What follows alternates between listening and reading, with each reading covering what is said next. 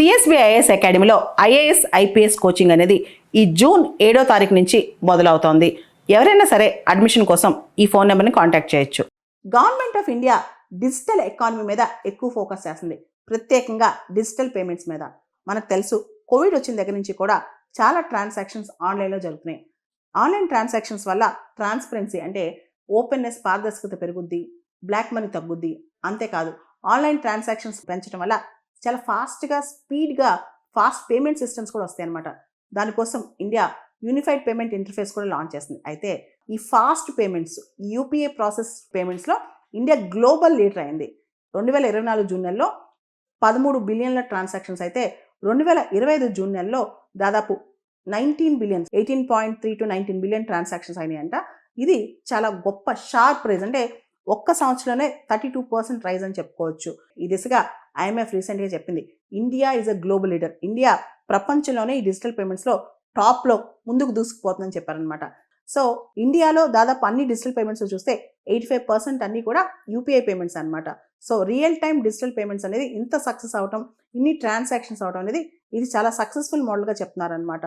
ఇప్పుడు ప్రపంచవ్యాప్తంగా చూసుకున్నా, దేశవ్యాప్తంగా చూసుకున్నా సరే యూపీఐ అనేది టాప్. అంటే ఇంత ఫాస్ట్ పేమెంట్స్, ఇంత ఎక్కువ ట్రాన్సాక్షన్స్ అనేది భారతదేశంలో ఉన్న UPI unified payment interface top అంట. ఈ మొత్తం యూపీఐ అనేది దాదాపు భారతదేశంలో కానీ ప్రపంచంలో ఇతర దేశాల్లో మనం కూడా యూపీఐ లాంచ్ చేసాం.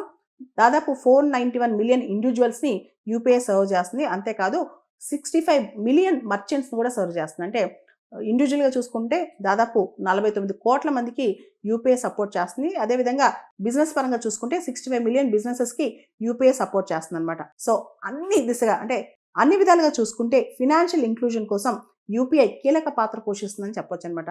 అంటే ఆర్థిక పరంగా అన్ని ప్రాంతాలు, అంతమంది ప్రజల్ని కూడా యూపీఐ కనెక్ట్ చేస్తుందంటే యూపీఐ చాలా కీలక పాత్ర పోషిస్తుందని చెప్పొచ్చు అనమాట. యూపీఐ ఇంపాక్ట్ అనేది కేవలం ఇండియాలోనే కాదు, చాలా దేశాల్లో, UAE, Singapore, Bhutan, Nepal, Sri Lanka, France, Mauritius, ఇలా అనేక దేశాల్లో యూపీఐ అనేది కీలక పాత్ర పోషిస్తుంది.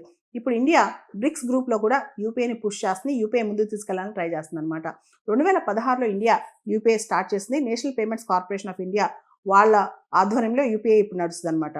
మొత్తం అప్పటి నుంచి కూడా డిజిటల్ పేమెంట్స్ అనేవి రెవల్యూషనైజ్ అయినాయి. ముఖ్యంగా కరోనా స్టార్ట్ అయిన తర్వాత డిజిటల్ పేమెంట్స్ అనేవి చాలా స్పీడప్ అయినాయి అనమాట. సో యూపీఐ అనేది ఇండియాని ఒక గ్లోబల్ లీడర్గా, అంటే చాలా ఫాస్ట్ పేమెంట్ సిస్టమ్స్లో ఒక గ్లోబల్ లీడర్గా యూపీఐ ఇండియాని ముందుకు తీసుకెళ్తుంది. సిఎస్బిఐఎస్ అకాడమీలో ఐఏఎస్ ఐపీఎస్ కోచింగ్ అనేది ఈ జూన్ 7వ తారీఖు నుంచి మొదలవుతోంది.